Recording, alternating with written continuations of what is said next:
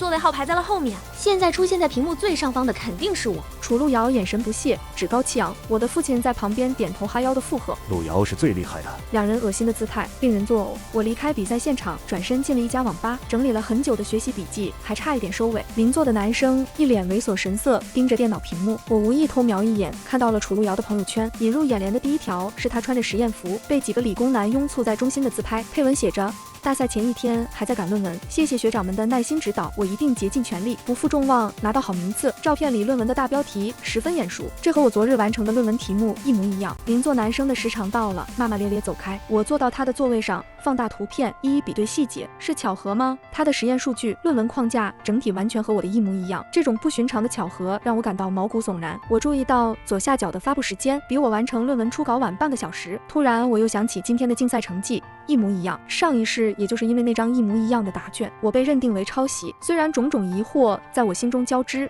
无从厘清，但是我明白绝不能放弃这次竞赛。这场比赛不仅关乎我找到真相的关键，更承载着老师和学生们对我的厚望。我终于下定决心，无论结果如何，我都要为自己争取一个公道。我是以全省第一的成绩进入的江大，数学一直是我擅长的科目，但不是我喜欢的。选择这个专业是因为总是想起小时候，只有数学考了满分，父亲才会露出的笑脸。凭借我的天赋和努力，成绩单上数学最高分一直是我。临近毕业之际，我想要继续深造，谁知父亲开出的条件却是我必须在这次国际大赛中夺得第一。我本以为他是为了我好，后来我才知道他是想让我做他亲生女儿楚路遥的垫脚石。初赛开始前，我走进考场，越发觉得事情诡异，一定有被忽略的地方。突然灵光一闪而过，如果他真的和我心有灵犀，考卷很快分发下来，参赛者们立刻开始紧张地答题。等我做完选择题，楚路遥才慢慢悠悠地走进考场。我一边做题一边悄悄观察他。很好，我做完一页试卷的时间，他刚好欣赏完他新做的美甲。我做完试卷，检查了一遍，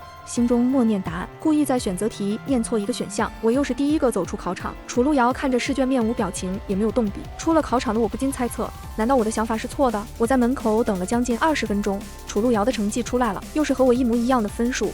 前世的记忆突然窜出来，父亲特意选在颁奖典礼前，在各大媒体齐聚的时刻，让本该属于我的灯光祝福变成了铺天盖地的谩骂。楚路遥不仅指责我抄袭，还说我学术不端，私生活混乱。他在个媒体的镜头里哭得梨花带雨，清纯无辜的眼神俘获了很多人的心。我的手机每分每秒都在弹出网友的辱骂信息。这个贱人太嚣张了，我们必须让他退学，不能玷污我们学校的名声。瑶瑶真可怜，被这种人抄袭真是太恶心了。瑶瑶别怕，我们来为你主持公道。谁有方辰的电话？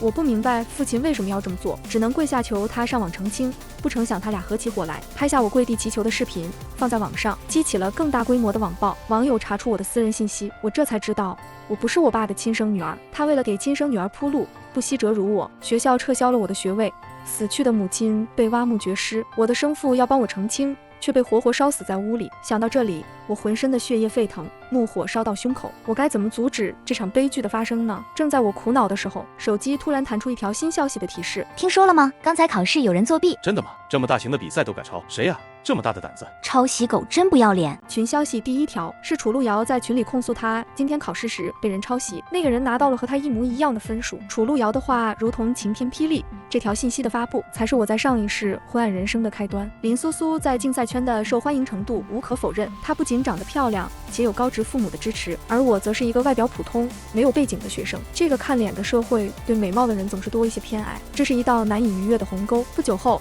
那条信息下便涌现出一大堆评论，有人关心地问：怎么了，瑶瑶？比赛中还有人敢抄你的试卷？还有人建议他赶紧告诉你爸妈，让竞赛组考试好好调查，让那个抄袭者禁赛。评论中更不乏义愤填膺之声：抄袭者真是可耻！再说这马上就要办决赛了，真是可耻！群中的言论仿佛一把把利刃刺穿我，我又回到了上一世生不如死的凄惨时光。那段日子里，我几乎每天都能收到上千条辱骂的短信，更有过分的，还有将我的信息发布到悬赏平台，导致我一直不敢出门。亲生父亲听说了我的事情，想帮我澄清，却被那帮疯狂的网友骗到一处荒芜住房内，活活烧死，和我母亲的尸体一起。他们围着火房起哄唱歌跳舞。一样的分数，瑶瑶说的是不是那个江大的方纯？群里的言论真是格外刺眼。不会吧，他成绩那么好，肯定不需要靠抄的，发言可得拿出证据。一时间，关于我的讨论声不断，许多人甚至专门在朋友圈发文痛斥我这个抄袭者，其中骂的最难听的是我的父亲。瑶瑶的努力和能力众所周知，她为了这次比赛经常熬夜到凌晨，我一定会报警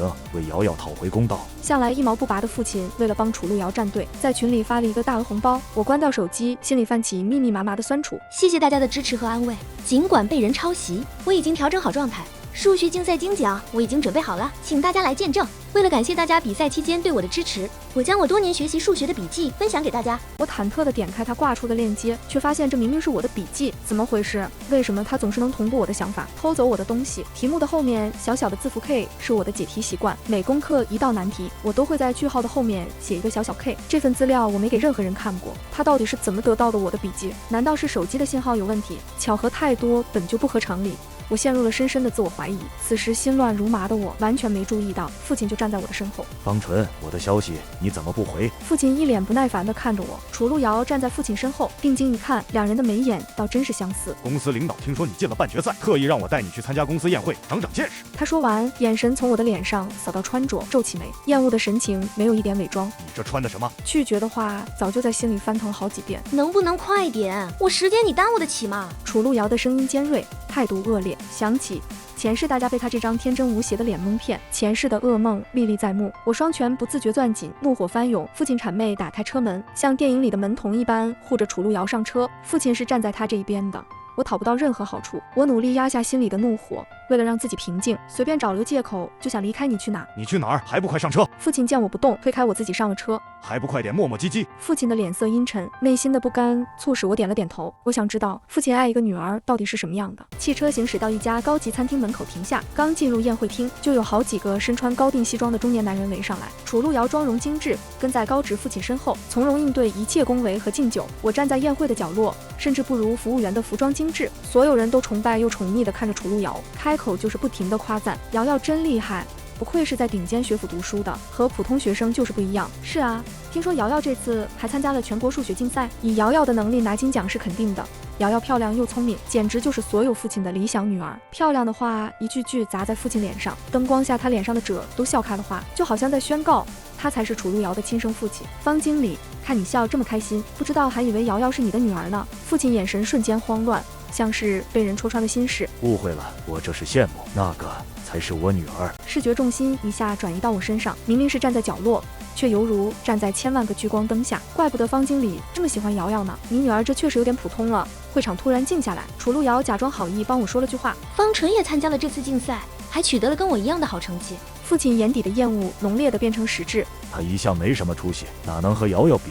说不定是抄的呢。众人轻蔑的眼神一下变得鄙夷和不屑。听说这次竞赛有人作弊，不会就是你女儿吧？方经理，这你可得给个说法。参赛学生中，就你家方纯读的学校最差，不是他还能是谁？句句如刀刺的我遍体鳞伤，而最深的一刀是他亲手刺进的。父亲阴沉下脸色，走到我面前，巴掌裹挟着厉风落在我左脸。我偏过头，你拿着抄袭得来的成绩，还有脸来到宴会？父亲的影子在炫彩灯光下变得狰狞，是吃人的恶兽。我没有抄袭，我咽下口中的鲜血。明明是我先完成答题，明明那个笔记是我多年的心血，明明你是我的父亲。这时耳畔响起一道阴恻恻的声音，问我：那你的意思是我造谣污蔑你了？你没有证据就说我抄袭作弊，还煽动群众舆论，这不是造谣是什么？楚路遥在我的逼问下脸色惨白，父亲立马把他护在身后，嘲讽说了一句：方纯，你简直没救了！抄袭不承认，还反过来污蔑瑶瑶。我没理会，直接打开手机，调出笔记的图片，放大。这道题的解法很明显是错误的，以你楚路遥的实力，想必不会犯这种低级错误。楚路遥眼底露出一丝心虚，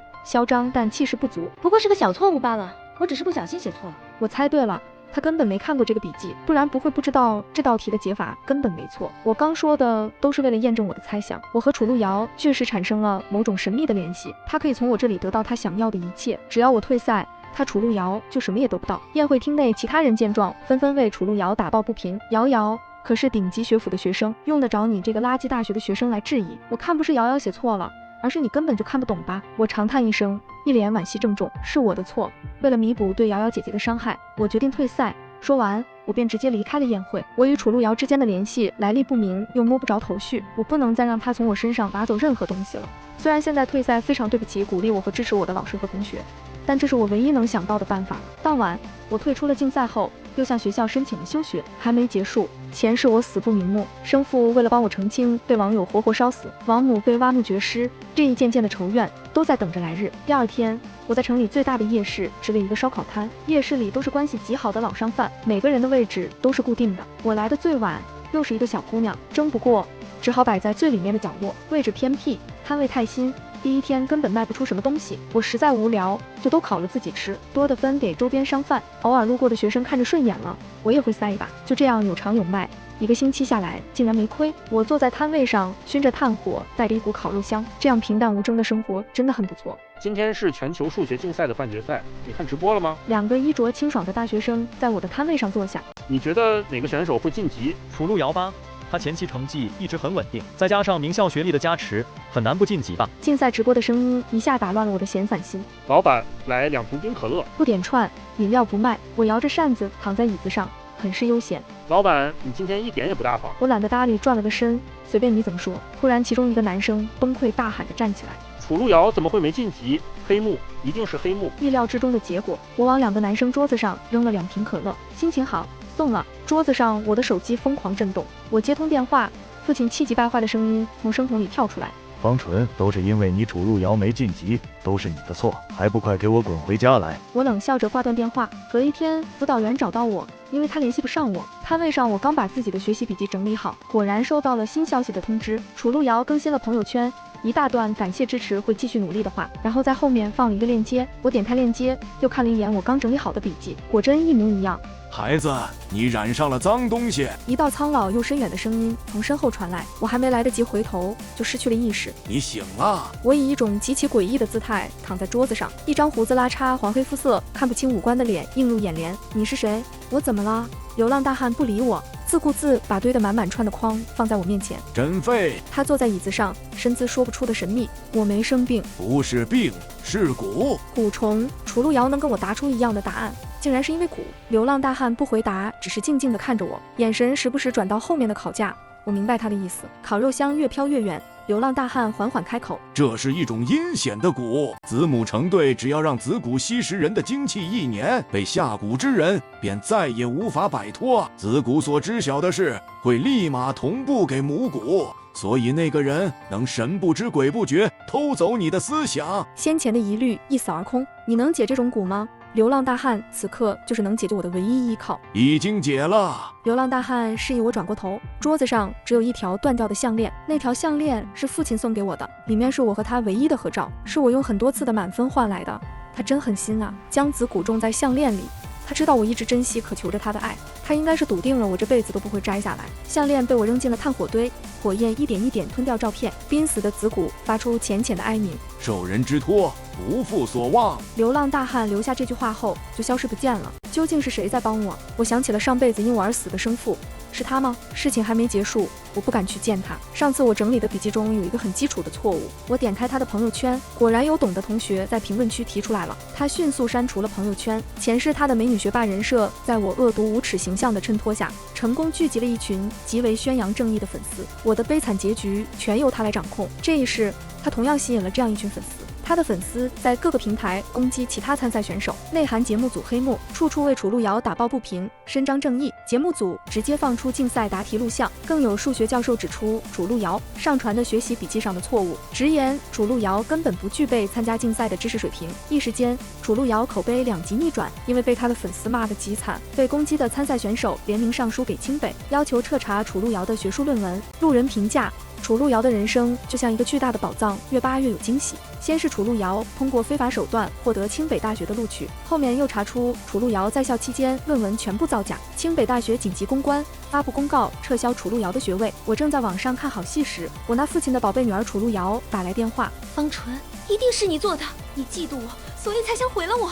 楚路遥在电话那端声嘶力竭地大喊：方纯，我不会放过你的。楚路遥话没说完，电话那边就换了一个人。纯纯啊，我是爸爸，微博上的热搜你撤下来好不好？这对瑶瑶影响太大了，就是因为这条热搜，好多人都骂他这几天茶不思饭不想，瘦了好多。他的声音突然软下来，带着求人的语气，真是让人恶心。和我有什么关系？在他心里，所有的坏事都是我做的，所有的苦果都应该我来承担。方纯，你别给脸不要脸，趁我好声好气的说话，赶紧把热搜撤下来。撕掉人类的皮囊后，他是一只伥鬼。电话那端传来一些楚路遥的自言自语：为什么我感知不到了？方纯，你做了什么？电话那头传来忙音，被什么掐断了。那通电话之后，我与他们再没有过任何联系。后面我无所事事，偶尔也会去摆烧烤摊，没什么，只是爱听点八卦。听说城南的某个房子里发现了2具被火烧得面目全非的尸体，是楚路遥和我那便宜父亲方山。楚路遥觉得他的境遇都是粉丝惹的祸，就在网上发文怒骂粉丝。粉丝反扑，不仅爆出了他和方山是真父女，还扒出了方山把我和领导的女儿调换了身份，同伙亲生女儿楚路遥造谣我学术不端、抄袭作弊，意图霸占我亲生父亲的财产。这次那群粉丝又一次伸张了正义，同和前世一样的方式，把楚路遥和方山骗到房子里，放火活活烧死。后面我和生父见面了，他问我想做什么，我一时答不上来。他的眉眼同我相像，我早该认出他，可是我不敢。他什么都没说，买下了夜市，说我想摆摊也可以，想继续读书也可以，他会一直支持我。原来父亲爱女儿是这般样子的啊。第2年，我去参加了全球数学竞赛，拿到了金奖。我的梦中高校通过了我的研究生申请。颁奖典礼上，我还有些紧张，手心汗津津的。聚光灯下，他郑重向我走来，宽厚的身体遮住刺眼的灯光。他把手里的花束递给我，握住了我的手，声音温柔有力地说道：爸爸永远为你骄傲。